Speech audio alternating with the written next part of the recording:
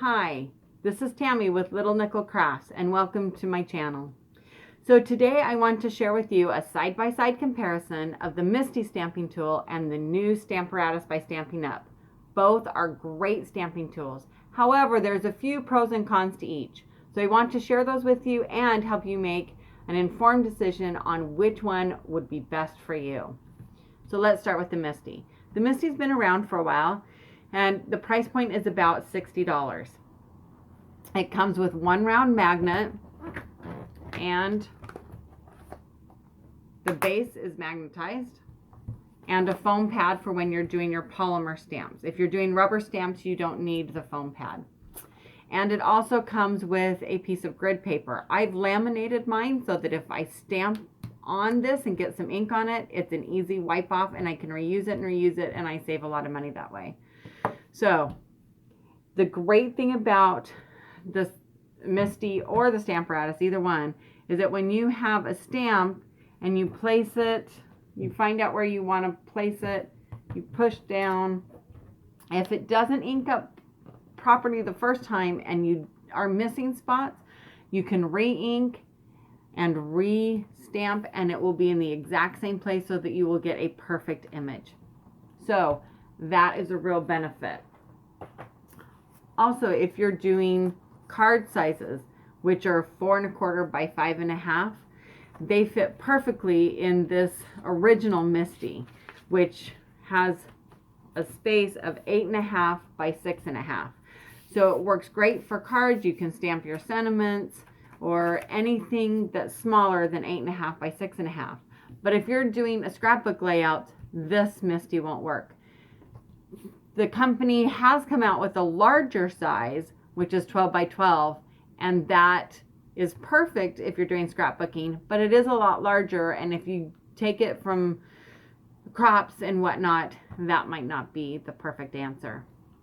But the biggest pro to the Misti versus the Stamparatus, I think, is this hot pink grid. Because it's so bright, it's easy to place your sentiments and get them straight along the grid so that you always have your sentiments positioned correctly. However, because it's printed on, they want you to use this special plastic cleaner. Not a big deal, but it is a little concerning that the grid could rub off. I've used this for several years and I haven't had a problem, but that is something to take note of. So that's the Misti. Now let's move to the new Stamparatus. The Stamparatus has just come out and its price point is just under $50, which I think is great. So this comes with your magnetic base. If you flip it over, you'll see that it comes with 2 bar magnets, which is great. I just put a little washi tape on mine so that I can pick it up easier. It also has 4 rubberized feet so that it doesn't slide around on your table. One piece of caution with your magnets, be careful you don't get them too close. They are very strong and I've heard of people pinching their fingers, or even as they snap together, they have broken in two. So be careful with the magnets. I'm just going to use one for our demonstration today. It also comes with one foam rubber pad for when you're doing polymer stamps. Again, you can use rubberized stamps if you want, and they say you don't need the pad, so you can just remove that. And your magnet still holds pretty good to with the foam pad in there. So you'll notice that it comes with 2 plates. Now let's look at the plates. Try not to get the glare in there. As you can see, there's a grid on there, but it's a little faint. That's because they've etched into the plate. So you don't have to worry about a special cleaner. And that is great. So because you can remove the plate, unlike the Misti where it's attached, because you can take it out, you can bring your stamp right up to the plate and line it up and get it exactly where you want it. Sorry about the glare, and my fingers are a little inky because I've been stamping all day. But that's a nice feature, is that you can pick these up and then place it exactly where you want. So you notice there's two.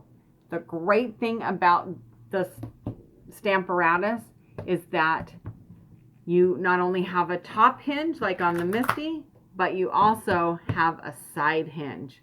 And even a bigger bonus, these can be reversed and flipped over.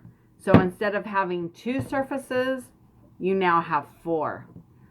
So that is a huge game changer, especially if you're doing layered stamps and you want to mass produce. So let's actually try this out.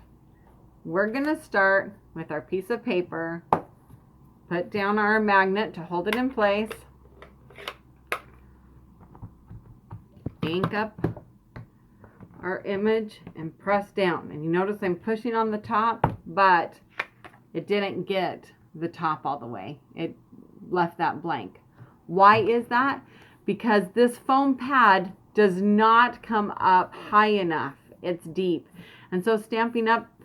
Says not to put anything too close to the inner edges. They want you to come out a little bit. You can use something like the Misti Creative Corners, which gives you a magnetized piece that you could put in the middle and do that if you want. But let's be real, this can shift a little bit. That isn't my favorite option. I much prefer the corner that I know is not going to move. So I started thinking, what can I do about that? Well, I found that you can go to your local hardware store and get these magnetic vent covers. You get 3 in a pack that are 8 by 15 inches wide. So when you cut them down, you can actually get 6 of these magnetic sheets that look like this.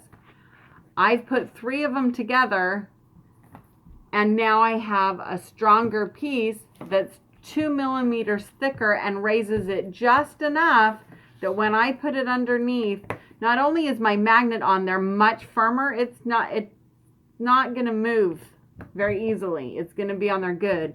But now when I press down, I get the top just fine. So that's a perfect fix and makes it so nice and easy. So let's just finish off this layered card. I've got our first side and the second.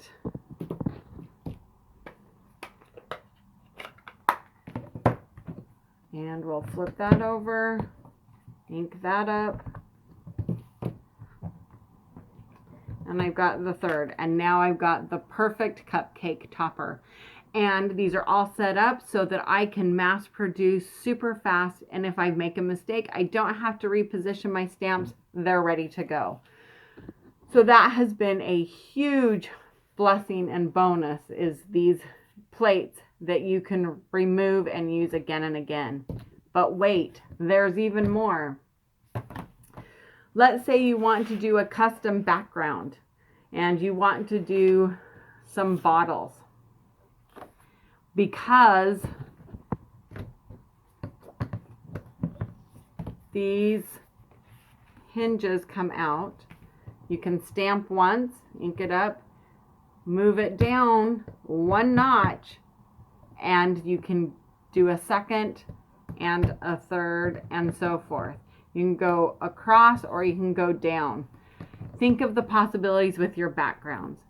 If I wanted one in between, all I did was take a strip of cardboard, placed it in there, and then I could get the piece in the middle if I wanted. So that can be a huge benefit if you want to do custom backgrounds, borders, whatever. You can have a lot of fun with that. So that is a nice bonus that they have come up with. Lastly, I want to talk about the benefit of this not having an edge. You notice that without that edge, now you can put in your 12 by 12 sheets of paper with no problem. You can even do larger if you want, but it gives you the option to put whatever size you want in. And I love that about this new Stamparatus. So those are my tips and tricks. I hope that this has been helpful to you and helped you make an informed decision on which stamping tool might be best for you. If you liked this, please give it a thumbs up and subscribe to my channel, and stay tuned because soon I will be doing some videos on the company Motion Craft Stamps, formerly known as Yuchi Designs, and I will be having a giveaway. So stay tuned for that, and I hope that you will comment with any questions so that I can get back to you if you need some additional questions answered. Thanks so much and hope to see you again soon. Thanks. Bye.